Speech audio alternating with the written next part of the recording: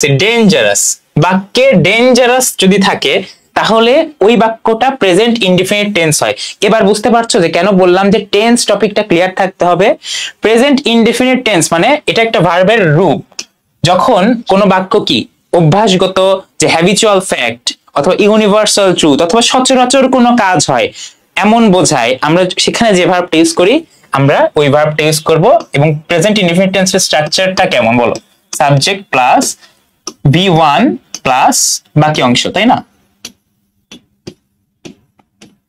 বাকি অংশ, এইটা বেসিক স্ট্রাকচার। আমরা যখন দেখবো যে এই ডেঞ্জারাস বলতে এই যে এই ওয়ার্ড গুলো, ঠিক আছে, ডেইলি, অলওয়েজ, নর্মালি, জেনারেলি, তারপর everyday, regularly, often, usually, sometimes অথবা সেলডম, ঠিক আছে, এসতে। সো এই যে এই ডেঞ্জারাস তুমি ওয়ার্ড গুলো দেখতেছো, এই ওয়ার্ড গুলো যদি থাকে তাহলে তুমি ওই বাক্যটা কোন ফর্মে লিখবা? প্রেজেন্ট ইনডিফিনিট টেন্সে লিখবা। প্রেজেন্ট ইনডিফিনিট টেন্স দ্বারা আমি বোঝাচ্ছি ওই বাক্যটার স্ট্রাকচারটা হবে এরকম, ভার্বের রূপটা হবে কেমন? ভার্বের প্রেজেন্ট ফর্ম, ঠিক আছে, ভার্বের রূপটা হবে ভার্বের প্রেজেন্ট ফর্ম। কিন্তু এখানে জাস্ট একটা নোট আছে, সেটা আমি নেক্সট স্লাইডেই তোমাদের বলবো। সেটা হলো যদি এই সাবজেক্টটা যদি থার্ড পারসন সিঙ্গুলার নাম্বার হয়, থার্ড পারসন সিঙ্গুলার নাম্বার হয়, তাহলে কি যুক্ত হবে? এস অথবা ইএস যুক্ত হবে কার সাথে? ভার্বের সাথে। যদি সাবজেক্টটা থার্ড পারসন সিঙ্গুলার নাম্বার হয়, এস অথবা ইএস যুক্ত হবে ভার্বের শেষে। এটাই আমরা এখন দেখবো। দেখো এক্সাম্পলে লিখেছে হি ড্যাশ, না, হি অলওয়েজ ড্যাশ ব্র্যাকেটে স্পোক লিখেছে। তোমাকে কনফিউজ করার জন্য কিন্তু এখানে বিভিন্ন টাইপের ভার্ব দিতে পারে, ঠিক আছে, বিভিন্ন টাইপের ফর্ম, ভার্বের অনেক এলোমেলো হাবিজাবি ফর্ম, ঠিক আছে, এগুলো দিতে পারে। ওকে, রিসেন্টলি হবে ভাইয়া? রিসেন্টলি হবে না, রিসেন্টলি প্রেজেন্ট পারফেক্ট টেন্সের ক্ষেত্রে ইউজ হয়, ঠিক আছে। দেখো হি ব্র্যাকেটে স্পোক দেওয়া দ্য ট্রুথ, এখানে অলওয়েজ যেহেতু আছে মানে সে সবসময় বলে, সচরাচরই বলে, এইরকম ধারণা যখন দেয় তখন আমরা কিন্তু টেন্সটা প্রেজেন্ট ইনডিফিনিট টেন্সে লিখি।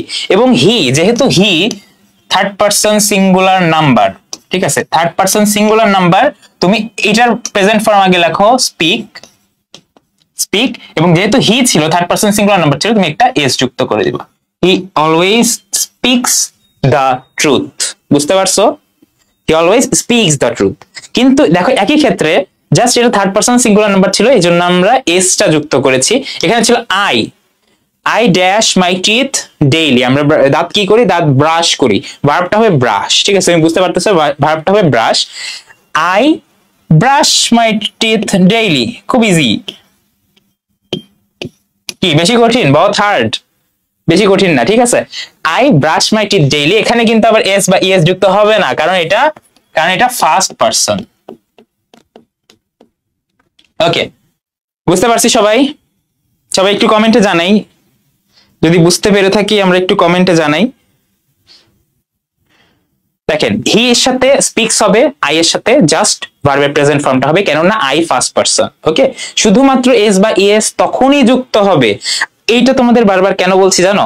এইচএসসি লেভেলে এসে, মানে একদম এইচএসসি দিচ্ছ বা অ্যাডমিশন দিচ্ছ, ওই টাইমে গিয়েও যদি দেখা যায় যে কারো থার্ড পারসন সিঙ্গুলার নাম্বারের সাথে ভার্বের সাথে ইয়া যুক্ত করে না, এস বা ইএস যুক্ত করে না, তাহলে আসলেই আফসোস লাগে যে আসলে 12টা বছর সে একটা ইনস্টিটিউশনাল এডুকেশনের মধ্যে ছিল, 12টা বছর সে ইংরেজি শিখেছে, কিন্তু এটা তো খুব বেসিক একটা ব্যাপার ছিল না যে থার্ড পারসন সিঙ্গুলার নাম্বারের সাথে আমরা কি যুক্ত করব? ভার্বের সাথে এস বা ইএস যুক্ত করব। এটা কিন্তু খুব কমন।